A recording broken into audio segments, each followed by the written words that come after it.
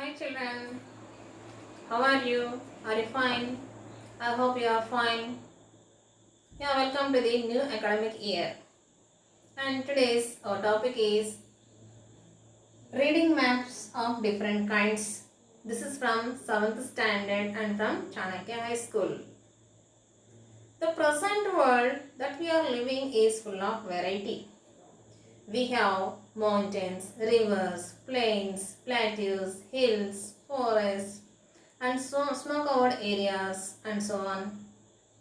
Why we have such a picture full of variation? How it is affecting the lives of the people?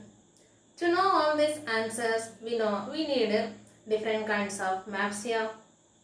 Yeah, those are known as here as political maps, physical maps, and historical maps.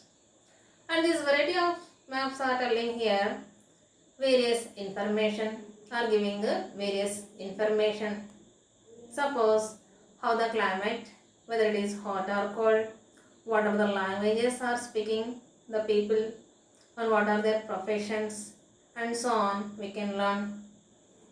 I hope in your previous class you learnt about or you practice the map of the world.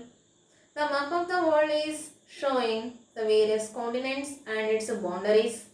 Not only continents boundaries, seas and oceans and capital cities of the countries. And the map of the India, it is giving the information about states and its capital cities and rivers, plains, plateaus and so on.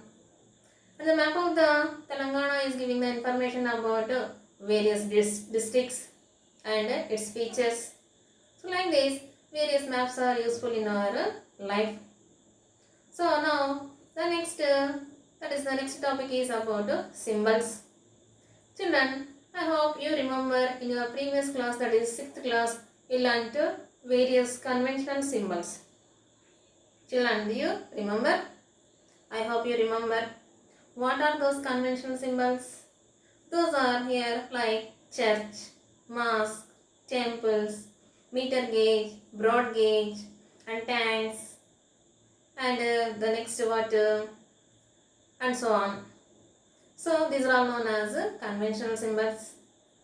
And here the present topic in this we are learning the symbols like points, lines and areas and how it is useful.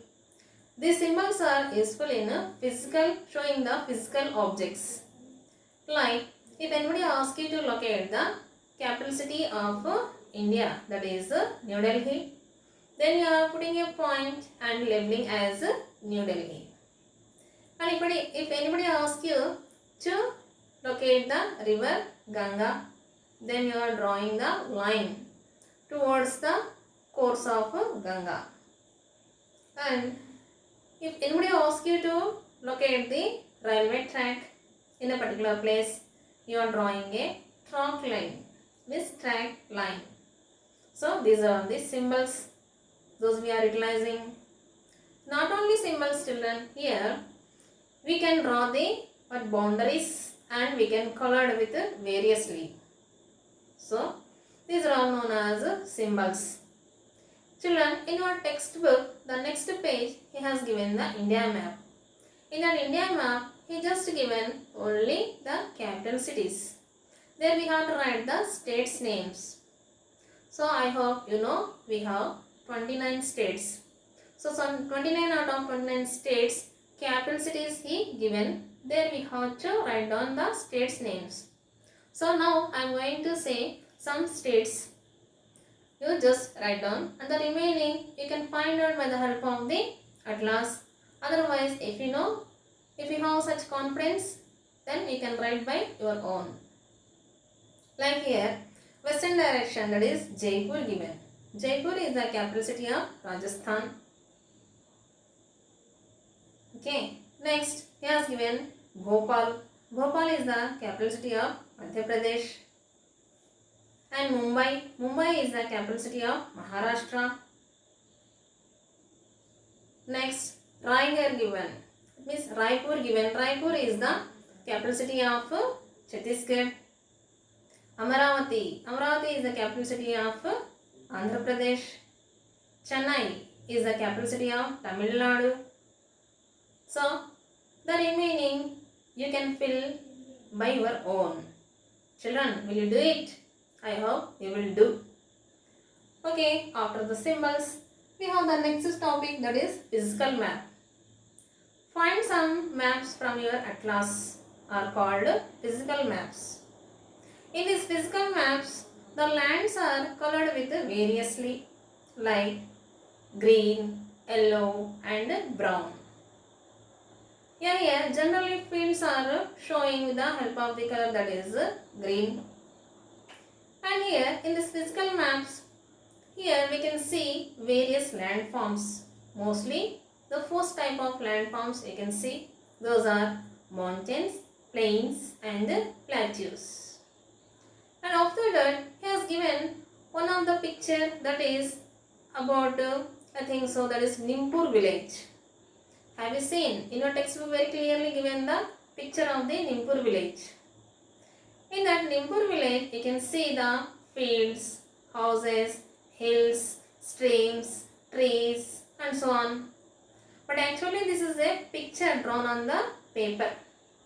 So the height of the hills is hidden. We can't measure the height of the hills because this picture was drawn on a paper. If it shows on a map, we can measure the height of the hills also. So we can't measure now because it is drawn on the paper. After the Nimpur village, we have here measuring height on the land. The next topic this is. Children, do you know how to measure the height of the land? We can measure the height of the land from the mean sea level.